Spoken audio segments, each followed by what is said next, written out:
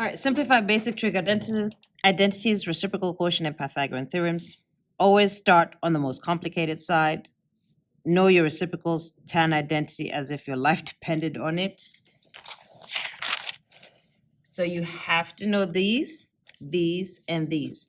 So I always remember this as s squared plus c squared equals 1, t squared plus 1 equals secant squared. And this one I barely remember, but you do need to know it. 1 plus cot squared equals cosecant. So these are the three things that you need to do in order to remember what to do in each of these questions.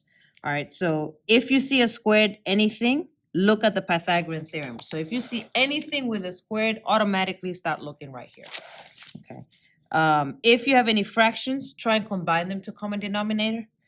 Always revert to getting things in terms of sine and cosine. Okay, so if you can't tell what's happening, just get back into sine and cosine.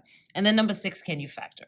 All right, the only way to get good at these things is just to do a lot of problems. So let's go ahead and get started. So verify this identity.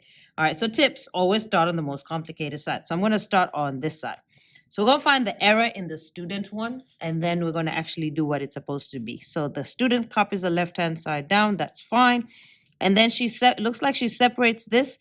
Can I separate this denominators? No, because this is not multiplication. So remember, we've previously stated, be careful. If it's not multiplication, you got to keep things the way they are. So this is the error right here. You can't separate this way unless it was multiplication. It's not multiplication, so you cannot separate it that way.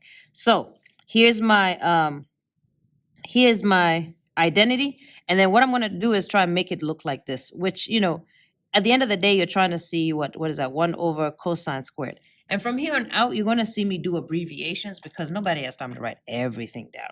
All right, so let's say we have sine squared, right? Then we have sine squared plus cosine squared. And again, remember, anytime you see a squared anything, look at the Pythagorean theorem identities so you can see if you can figure that out. So let's look at the Pythagorean theorem identities. Boom, sine squared plus cosine squared is 1, tan squared, I got secant squared, cosecant, cotangent. What am I dealing with here? I have sine squared and cosine squared. Okay, so I'm only going to look at this first one. Sine squared plus cosine squared is equal to 1. All right, so right here, sine squared plus cosine squared is equal to what? 1. So I'm going to rewrite this, and I have sine, and I said I was just going to start writing just the letters, right, for S. So sine squared over this is going to be 1. And that's just going to be equal to what? Sine squared. Listening check. Color in the word verify at the top of example 1. Color in the word verify. Okay, so since it says verify, okay, this is not true. So this is a false statement, okay? So this is not going to work. There's a little typo, so I'm going to fix it. This is in there. Okay, so this is going to be example 2. This is going to be example 3. All right, so prove this is equal to that. So again, you're always starting with the most complicated side, okay? So we're starting right here. You have to know your reciprocals. There's just no ifs, ands, or buts. You have to get good at knowing your reciprocals. So what is cot? You have to know them, okay? So we can't keep turning back and forth. You have to start learning them. So cot is 1 over tan, and since tan is sine over cosine, cot is cosine over sine. All right, so cosine over sine. And again, I'm just going to write in abbreviations because I'm going to put the answer at the end. All right, plus cosecant is 1 over sine, right? All over sine plus, and how do I write tan? Tan, again, is sine over cosine. You have to know that even without looking, sine over cosine. We have fractions. Anytime you have fractions, it says you have fractions, try to combine them into a common denominator. So let's go ahead and try and do that. First of all, these are common denominators. So what can I do with these fractions? I can add or subtract them because the denominator is the same. So I'm going to get c plus 1 over s, right? All over, and here I have to get a common denominator. So what I'm going to do is this one is missing the common denominator of c. And if I change it on the bottom, I have to change it on the top because c divided by c is just going to disappear and be 1. All right, now there are common denominators, so I can now add these two together. So this is cs plus s over c. And again, I'm just not writing it all out. All right, now I've combined them into one denominator. I have too many fractions, so I'm going to keep, change, and flip. So keep the first one. So c plus 1 over s. Change the division to multiplication, then flip this. So this is going to be c over CS plus S. Okay. Now, because this is multiplication, the denominators do not need to be the same. Okay, so I'm going to go ahead and multiply the numerators, and I'm going to put the smaller one outside, C plus 1. So I'm just multiplying these two. And then here, so this times this. Listening check, underline the word prove an example 2. Okay.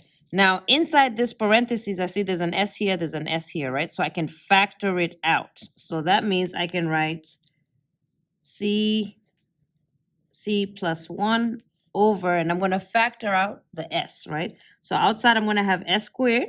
So if I take out the S, what am I going to have? I'm going to have C plus, and then take out this S, I'm going to have a placeholder 1.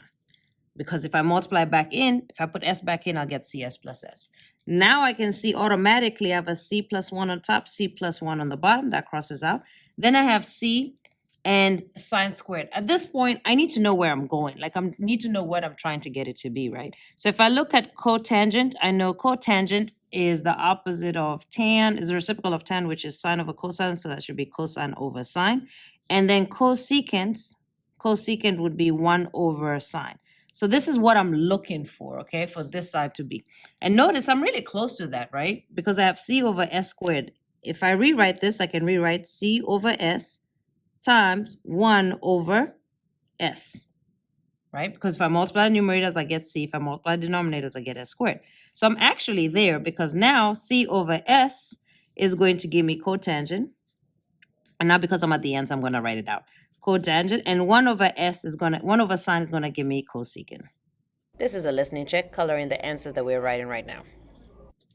So there is no method to this madness. These are just some tips. There's no right way, wrong way of doing it. You just got to start doing it, okay? So you have to practice. There's no ifs, ands, or buts. That's the only way you get good at it.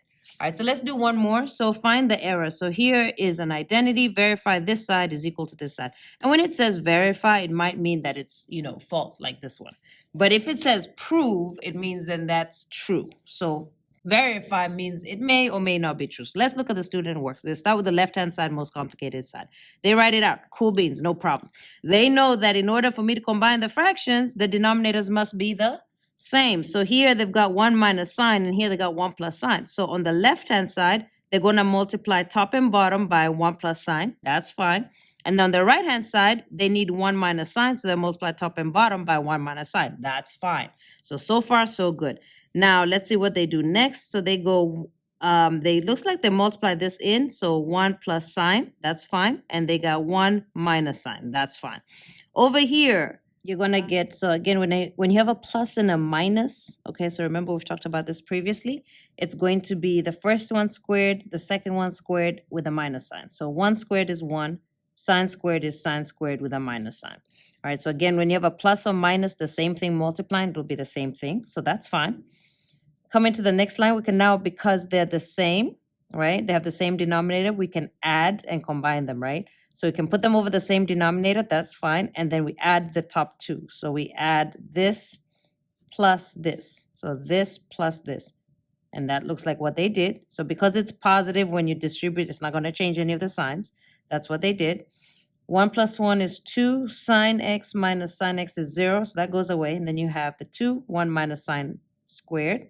Yep. Then the identity sine squared plus cosine squared is equal to 1. And if I want 1 minus sine squared, I just take that to the other side. So it'll be cosine equals 1 minus sine squared. So that's going to be cosine squared. That's fine.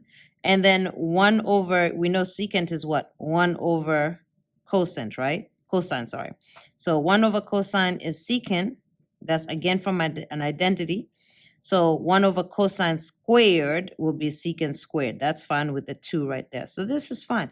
So it says verify this identity, find the error. There is no error. Go ahead and do the right-hand side of the page. Let's practice.